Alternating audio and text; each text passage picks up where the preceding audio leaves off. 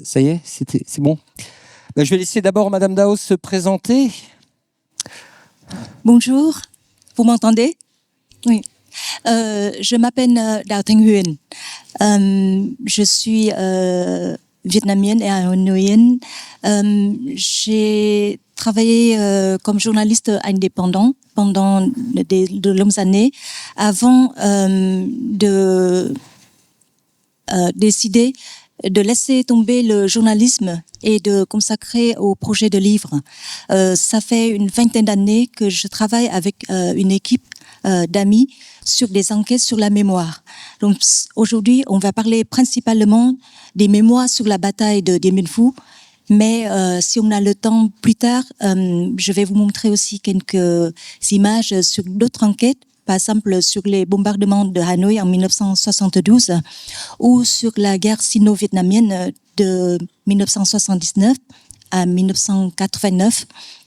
Mais je ne travaille pas que sur la guerre. Il y a d'autres enquêtes sur la mémoire qui sont plus joyeuses. Je continue aujourd'hui de travailler comme journaliste indépendant. J'ai aussi travaillé sur des projets de livres pour les enfants, sur l'histoire, mais aussi sur les villes. Voilà, je suis très, très émue et contente d'être avec vous aujourd'hui. D'autant plus que mes deux aînés ont fait des études à Yersan quand l'école était à Nuit Chúc. Et parmi vous, je connais quelques élèves. Voilà. J'espère qu'on va passer un bon après-midi. Bien, merci Madame Dao.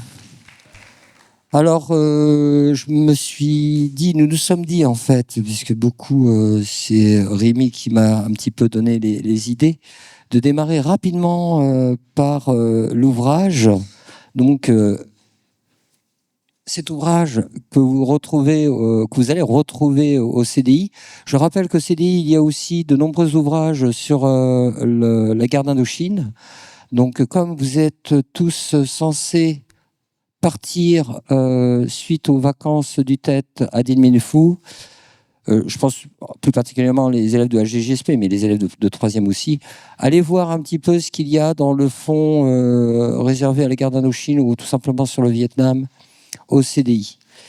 Donc cet ouvrage, ce livre, est un recueil de témoignages qui a été écrit par, co-rédigé par 7 ou 6 journalistes vietnamiens et qui recueille donc le témoignage de à peu près en vietnamien, c'était combien? En vietnamien, dans la version vietnamienne, nous avons eu 160 témoins et dans la version française, c'est la moitié.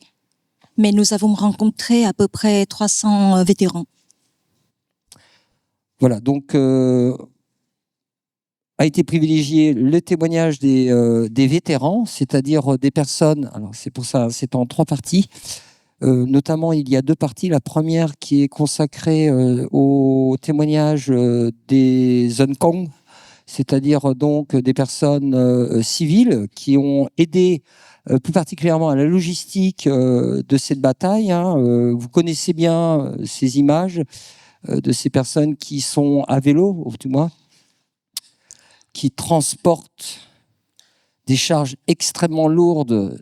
Et on se demande comment est-ce que les vélos, enfin, ce sont un peu des mules, des mulets. Les vélos peuvent supporter des poids aussi impressionnants, ce qui fut le cas aussi des soldats, parce qu'ils transportaient un poids conséquent sur leurs épaules. Et puis la deuxième, donc ce sont des vétérans, mais civils, et puis ensuite les vétérans anciens combattants. Voilà. Nous en profiterons, si le temps nous permet, nous en profiterons pour lire un témoignage, 2 témoignages de ces anciens combattants. Voilà. Ce que je propose ensuite, c'est un petit peu de resituer, parce que je ne sais pas très bien si, rapidement, je ne vais pas vous faire un cours d'histoire, mais Dien Bien Phu, la bataille de Dien Bien Phu est une bataille, donc une bataille. qui a été provoqué par l'armée française pour essayer d'anéantir le Viet Minh, c'est-à-dire les combattants pour l'indépendance du Vietnam, à la proximité de la frontière laotienne. Cette bataille intervient donc en 1954, mais la guerre d'Indochine a démarré en 1946, donc nous sommes déjà à pratiquement 8 ans de guerre, avec on va dire que le Viet Minh prend une certaine ascendance une certaine ascendance sur le corps expéditionnaire français. Et Dien Bien Phu, d'un point de vue, je dirais, diplomatique et stratégique, est très très important, puisque l'important pour les Français, mais aussi pour les Vietnamiens, c'est d'avoir les meilleures cartes en main lors de l'ouverture des accords de Genève, qui va décider un petit peu du sort de l'Indochine, et donc du sort du Cambodge, du Laos et du Vietnam. Voilà, pour faire très succinct. Cette bataille, si on parle juste de soldats, il y a eu 15 000 Français, enfin 15 000 personnes combattants, non pas que combattants d'ailleurs, on va dire 15 000 vétérans dans le corps expéditionnaire français. À la fin de la bataille, il n'y en avait plus que 11 000 ou 10 000. Et pour le Viet Minh, ils étaient alors 45 à 50 000, c'est ce que nous disent en général les sources. Il y aurait eu à peu près 25 000 morts, on va dire. Ce qui, pour les troisièmes, justement, c'est pour ça que je voulais en parler, pour les troisièmes, ça veut dire que c'est de 50 à 60% de morts disparus ou blessés durant la bataille, ce qui correspond aux chiffres de la guerre des tranchées durant la Première Guerre mondiale, la guerre de position. Donc on est vraiment dans le même imaginaire, entre guillemets, que lors de la Première Guerre mondiale.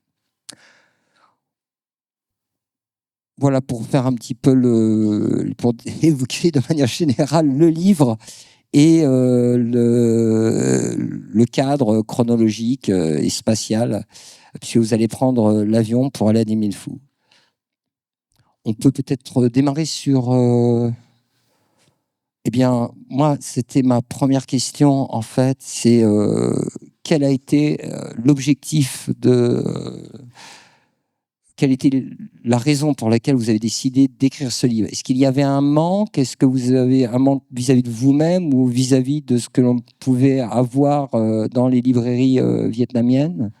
Non, pas du tout. Je dois préciser que Dien Bien Phu et en général l'histoire des guerres au Vietnam ne m'intéresse pas forcément. Je travaillais déjà comme journaliste indépendant et je co-animais avec des journalistes français des ateliers de formation pour les journalistes qui exercent déjà donc des adultes. Et puis en début 2004, nous avons décidé de faire un atelier avec des différents journaux au Vietnam sur le thème de la bataille, parce que c'était l'année de la cinquantenaire de la bataille. Et lors de cet atelier, il y a eu un vétéran qui était notre stagiaire, que vous pouvez voir sur l'image. Alors, il est... ce monsieur alors, 1, 2, 3, 4e rang de haut en bas, et c'est le dernier portrait. Vous voyez? C'est Monsieur Mai qui était qui fait partie des stagiaires. Et Monsieur Mai, il était à Dien Bien Phu. Il avait 17 ans. Donc, il a le même âge que certains des terminales aujourd'hui. Il n'était pas un combattant, il était agent de liaison. Il nous a raconté sa bataille à lui avec des anecdotes, avec des pertes, avec des joies, avec la lâcheté et le courage de ses camarades.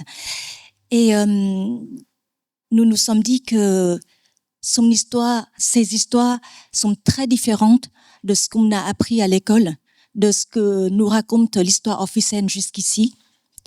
Et peut-être avec son aide, on peut aller voir d'autres vétérans et peut-être avec la chance, ils vont nous raconter des histoires faciles et accessibles pour nous et pas que de grands discours.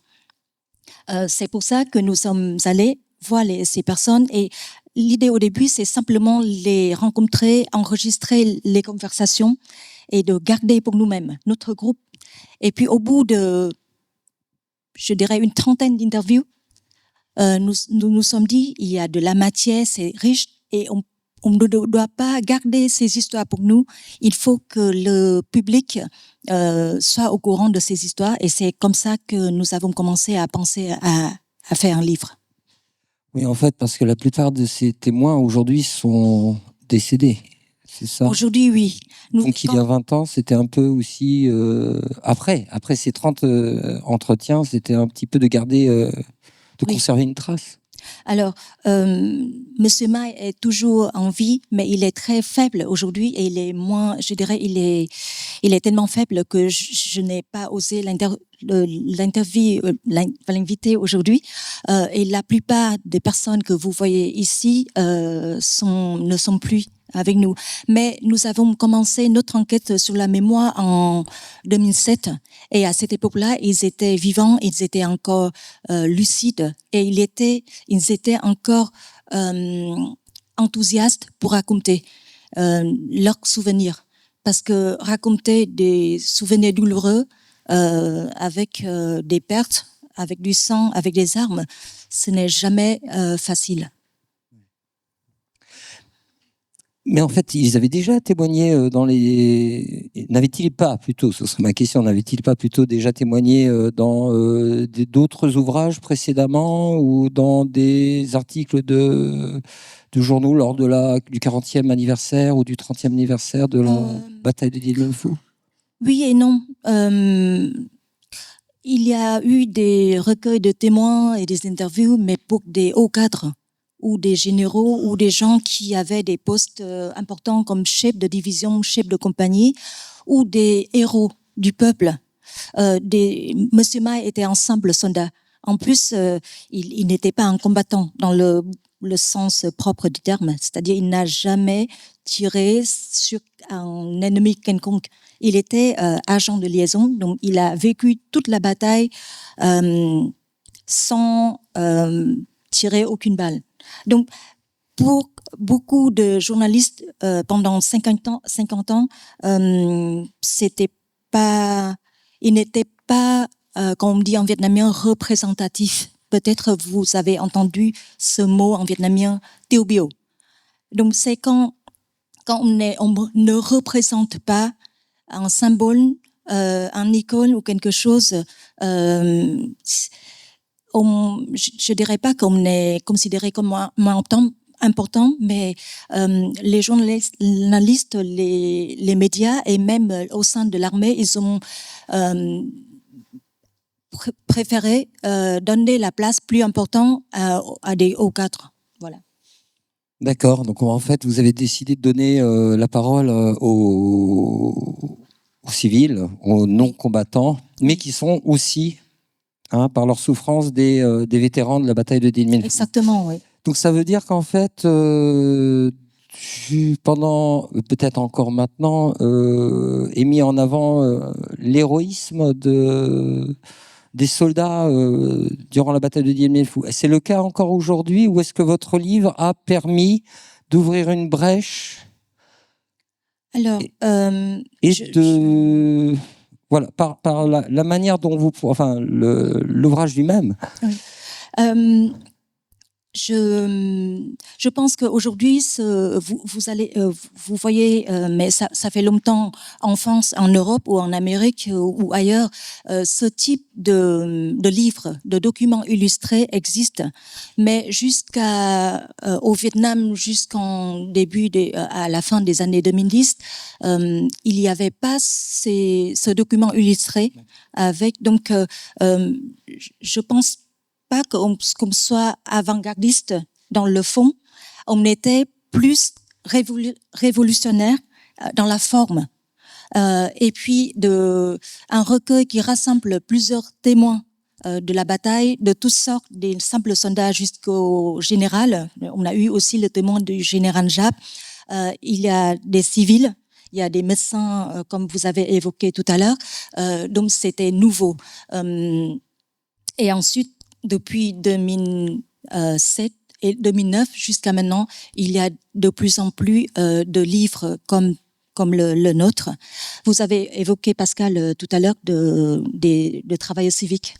Oui. Et j'ai montré cette image qui est très connue et symbolique aussi, qui est presque aussi symbolique que la photo sur les colonnes de prisonniers français ou le drapeau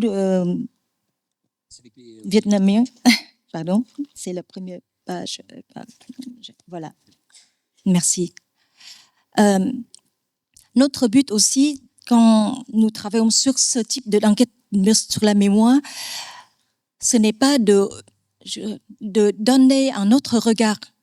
Le Dien Phu, vu d'en face, c'est du côté vietnamien, mais je dirais aussi, c'est vu d'en face, c'est du côté de civils, des gens de notre génération, comme nous aussi, moi je suis née presque à la fin de la guerre du Vietnam, contre les Américains. Donc, le but, c'est de montrer qu'il y a des images qui sont devenues symboliques, et nous essayons aussi pas de casser les légendes, mais aussi de situer ce type d'image dans le contexte, parce que pendant des années, moi-même, je croyais que tous les ravitaillements pour la bataille venaient de ces civils. Le problème, c'est et pourquoi on montre souvent cette image sans parler de chaque individu dans ces images. Et ils connaissent cette image. Hein. Je pense que beaucoup d'élèves ont déjà vu cette image. En même temps, c'est pas ça. Les civils, ils ont aidé, ils ont ravitaillé en nourriture, en riz, en équipement, en armes, mais ils ne pouvaient pas transporter des pièces d'artillerie lourdes sur leur vélo. Donc il y a des images, des symboles, des héros qui ont été fabriqués pour des buts différents. Donc, nous avons essayé de situer les photos et les histoires dans leur contexte. Il y a eu réellement ces personnes qui ont marché depuis le centre du Vietnam, depuis Thanh Hoa jusqu'à Dien Bien Phu, pendant longtemps. Ils ont transporté avec des charges très lourdes. Mais parmi ces charges très lourdes, il y avait aussi leur portion de tous les jours. Donc, quand ils sont arrivés à Dien Bien Phu, il ne restait peut-être que des sacs de 10 kilos de riz, mais c'était déjà énorme sur place. Donc, c'est pour bien estimer, respecter leur contribution à la bataille, mais pour dire aussi que il y a eu d'autres personnes qui n'ont jamais été évoquées, comme là, on parle des travailleurs civiques, et on parle souvent des travailleurs civiques des plaines, de l'ethnie King, alors qu'il y a eu aussi des travailleurs civiques des différentes ethnies dans la région autour de Dien Bien Phu. Ah oui, exact, oui.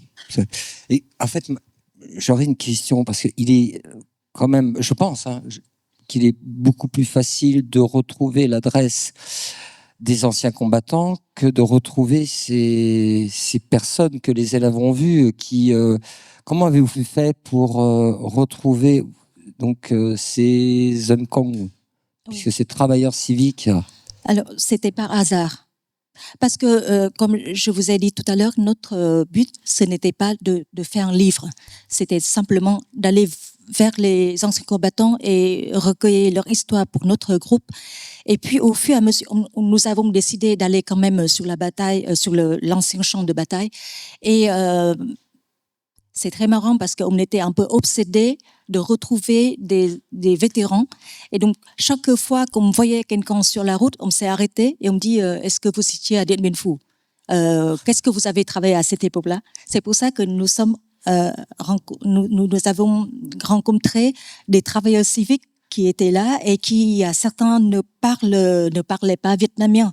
C'est-à-dire, il a fallu demander un des minoritaires? des minoritaires, donc qui parlaient thaï ou d'autres langues, et donc on a dû demander à des interprètes pour nous aider et qui racontaient des histoires. Donc beaucoup ne sont pas dans le livre parce que c'était des fragments d'histoire et qu'on peut pas.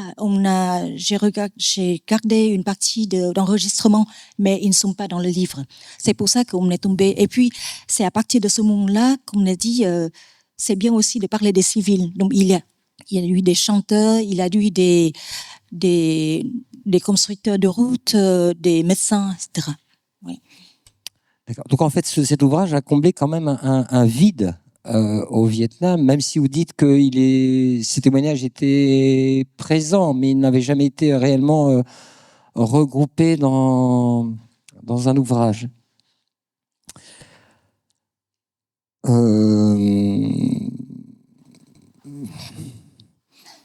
Est-ce que peut-être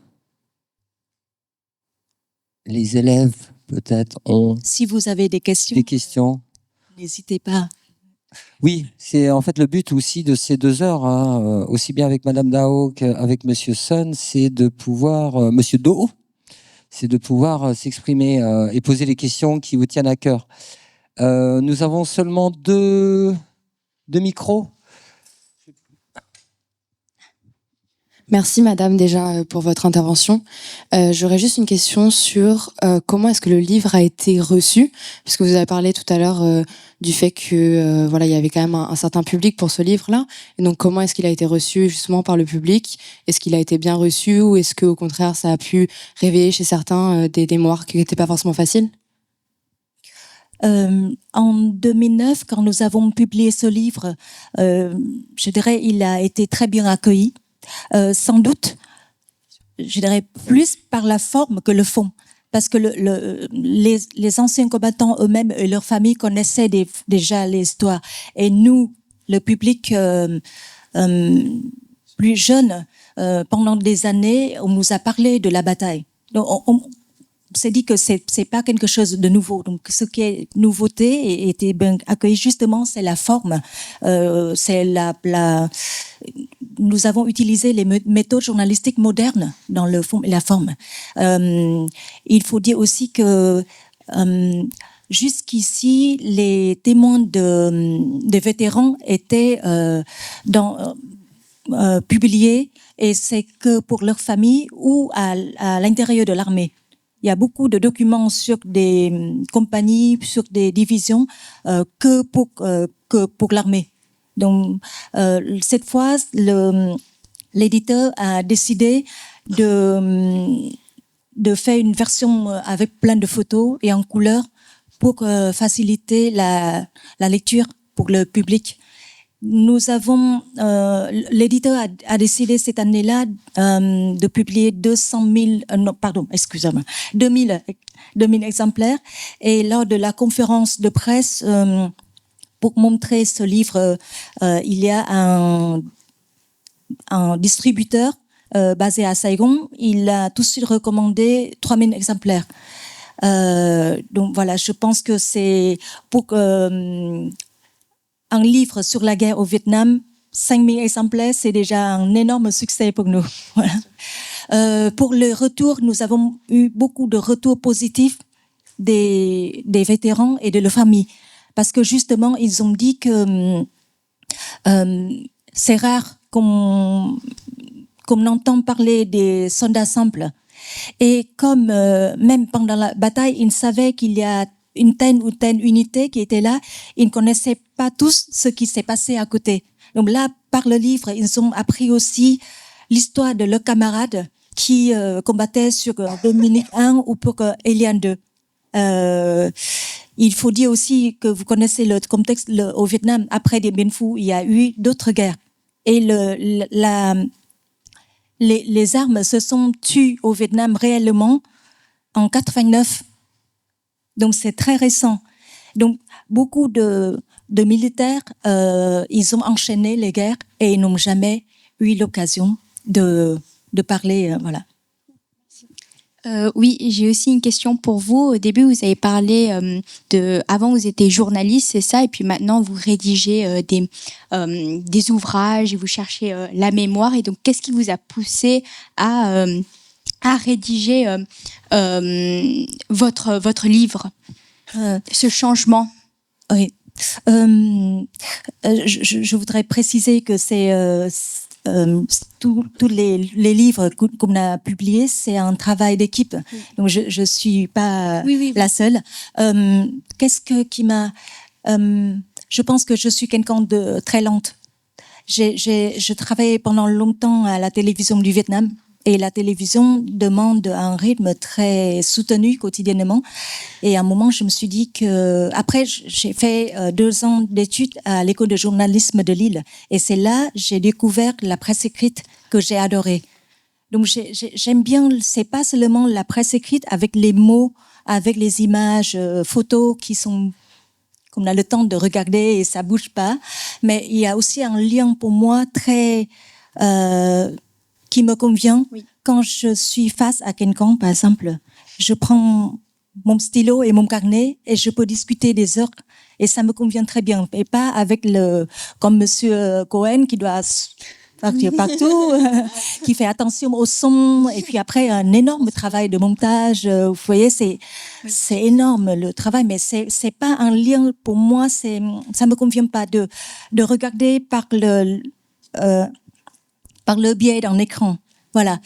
Et quand nous avons commencé le travail sur les Bien Phu, plus tard, ce sont des anciens combattants qui nous ont amenés à voir d'autres personnes. Et ils ont dit, tiens, Bien Phu, c'est intéressant, mais c'est une bataille très connue. On dit une bataille monde, très, très important. Mais il y en a d'autres, justement, qui sont moins connus. Et allez-y, voir, parce que les témoins vont disparaître. C'est pour ça que nous avons décidé d'aller voir d'autres personnes. Toutes les enquêtes ne sont pas arrivées à une publication. Nous avons pu travailler sur Dien Bien Phu, sur les bombardements de Hanoï ou sur la guerre sino-vietnamienne, etc. Mais il y en a d'autres que j'ai gardées pour moi et nous avons gardé pour nous. Et c'est une frustration, mais après, on s'est dit que ce n'est pas notre rôle non plus de faire des encyclopédies. Notre rôle de journaliste est de titiller votre curiosité, de titiller la curiosité du public, et c'est à vous d'aller vers les témoins, que ce soit des témoins d'un événement historique ou des témoins d'un événement familial important. Voilà. Merci beaucoup. Est-ce que vous pouvez passer j'ai 2 questions. Donc la première, c'est est-ce que ça vous a affecté personnellement d'écrire sur une histoire aussi sensible, sur un sujet aussi sensible? Le Dien Bien Phu n'est pas sensible.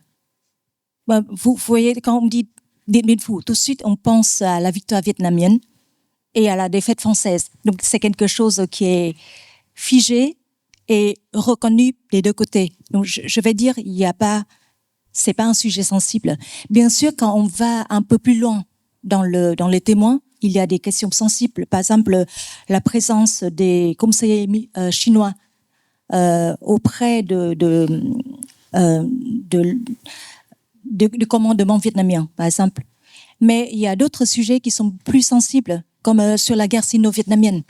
Vous connaissez, on est juste à côté de la Chine et les relations entre le Vietnam et la Chine restent des fois c'est très tabou, très sensible, ça change toutes les semaines. Donc ce qu'on a fait il y a 2 ans, c'est un sujet très, très sensible. Et comment s'est passée la rencontre avec les anciens soldats, les témoins? Pardon? Comment la rencontre s'est passée avec toutes ces personnes? La rencontre, c'était très facile, vous savez, parce que nous avons, grâce à l'oncle Mai, qui je vous ai montré, c'est par lui que nous avons pu rencontrer d'autres personnes et nous avons établi une liste d'anciens combattants et donc c'est par bouche à oreille qu'on a rencontré d'autres personnes. On a été refusé à plusieurs fois. Mais plus, comment ça s'est passé avec les personnes une fois que vous vous êtes retrouvés en face à face? C'est la plupart du temps, je vais dire, sur 10 personnes qui ont accepté de nous parler, c'est très bien passé avec cette personne. Souvent, c'est une ou deux personnes qui nous refusent et une personne qui accepte de nous parler, mais il y a certains mensonges.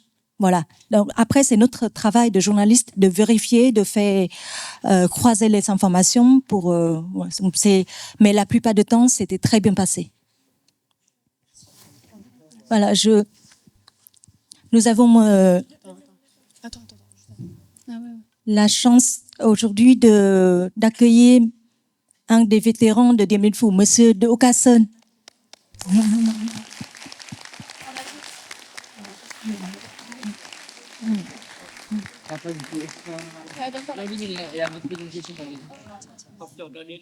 Cháu Huyền đấy bác ạ. Cháu Huyền đây ạ. Xin chào. Cháu Huyền đây. On va applaudir.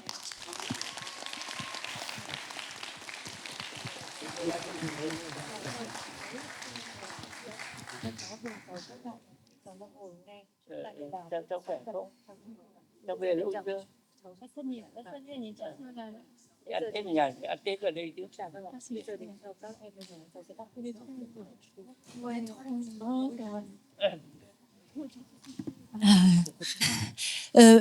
Juste, je vais répondre à vos questions. Juste avant, je voudrais présenter Monsieur De Ocasson.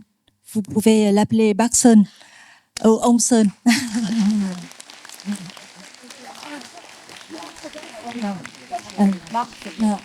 Et il y a Madame Ding, l'épouse de Bakson. Et Madame... Oui. Ils sont francophones. Monsieur Sun va échanger avec vous directement en français. Et Madame Mai, journaliste d'une revue de l'agence vietnamienne d'information, je crois. Oui. Alors, pour préciser le contexte, alors Monsieur Sun était sur... je ne sais pas si vous avez eu l'occasion d'apprendre un peu la bataille de Dien Bien Phu, mais il y a un combat très acharné pendant plusieurs jours sur Eliane 2. En vietnamien, c'est la colline A1. Monsieur Sun était parmi ceux qui restaient sur Eliane 2. Sur ces photos noir et blanc, il n'y a pas la photo de Monsieur Sun, mais c'est juste pour vous montrer que il avait l'âge de ces personnes. Donc il y avait des gens qui avaient 17 ans, 18 ans, et d'autres étaient un peu plus âgés, mais âgés, c'est 22, 23. Donc, vous voyez, pour vous situer dans le contexte, est-ce que je vais lire le... Oui. Eliane 2, vous allez... Juste rappeler que la colline d'Eliane 2, c'est la colline que vous allez visiter.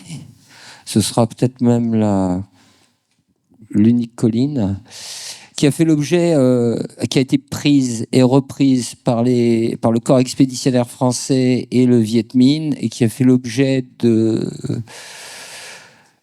comment dire, ça a été quand même un carnage. Hein, vous verrez, vous y resterez à peu près 2 heures avec vos professeurs respectifs. Voilà, c'est un lieu de mémoire très, très, très important. Est-ce que je vais lire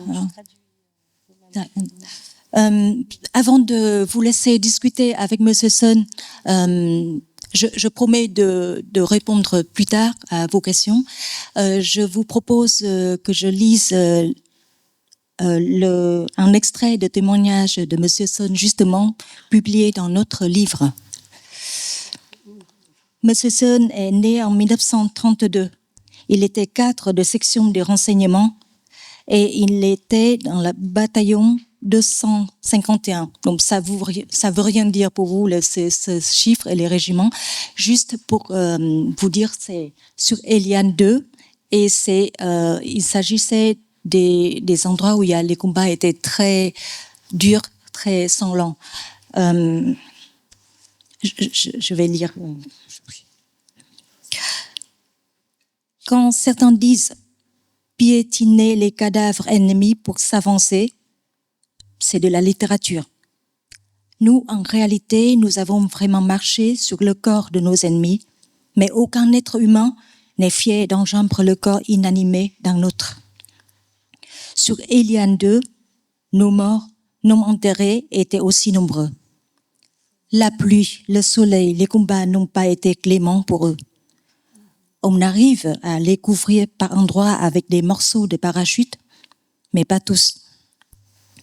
On hésite à se déplacer entre les tranchées, car la glaise colle aux semelles des chaussures, et dans cette boue, il y a du sang et de la chair de nos camarades et de nos adversaires.